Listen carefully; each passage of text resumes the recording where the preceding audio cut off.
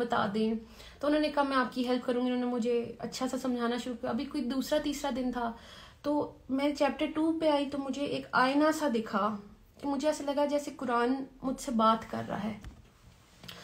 तो अब आयत में मैंने अपने आप को देखना शुरू किया। मुझे एकदम पहले तो बड़ा मज़ा आया। मुझे चैप्टर 2 में पहले मुत्तकी में लगी, अच्छा जी। फिर आ गया मुनाफिक का चैप्टर आया तो कहीं ना कहीं मुझे दिल में ऐसी खटकी आई कि कहीं मैं इस कैटेगरी में तो नहीं फॉल करी कि जो आसान लगता है वो तो मैं कर लेती हूँ, अल्लाह क्योंकि मुसलमान तो हूँ, तो जो आसान लगता है वो मैं कर लेती हूँ, जो मुश्किल हैं चीज़ें वो क्यों छोड़ देती हूँ। फॉर एग्जांपल अगर मैं शोबिस की बात करती हूँ तो ब्यूटीफुल फील्ड, लेकिन जो मैं करी थी कहीं उसमें अल्लाह को तो नहीं नाराज़ करी थी।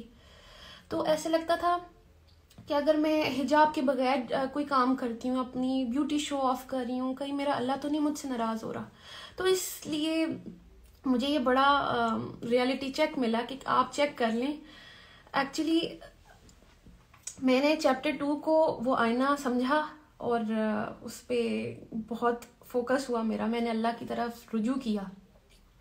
फिर वो कहते हैं ना कि अल्लाह कहता है कि यू टेक अ स्टेप, आप स्टेप अल्लाह की तरफ लेते हैं, अल्लाह की तरफ चल के जाते हैं, Allah comes running to you, towards you.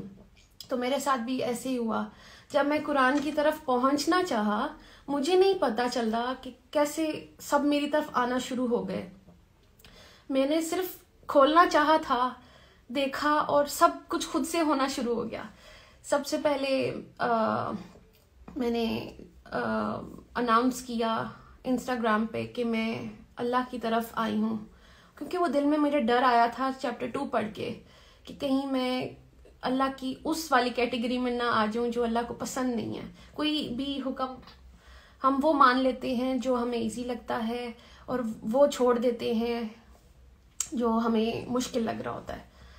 तो मुझे ये हिजाब पहनना मुश्किल लगता था शायद, क्योंकि मुझे लग रहा था कि सिर्फ क्रिएशन को खुश करना है, और उसको क्रिएशन को खुश करके मैं अंदर से खुश नहीं थी।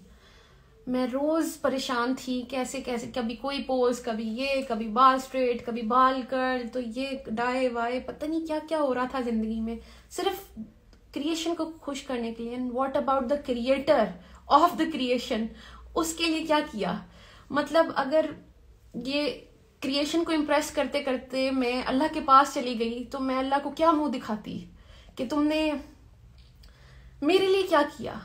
फॉर एग्जाम्पल मैं अभी इधर भी आ रही थी तो मेरी इतनी अच्छी तैयारी थी कि मैं तैयार होके जाऊंगी, मैं अपनी बात करूंगी, मैंने समझा कि मैं आप लोगों तक क्या मैसेज लाऊं, मतलब तैयारी थी मेरी।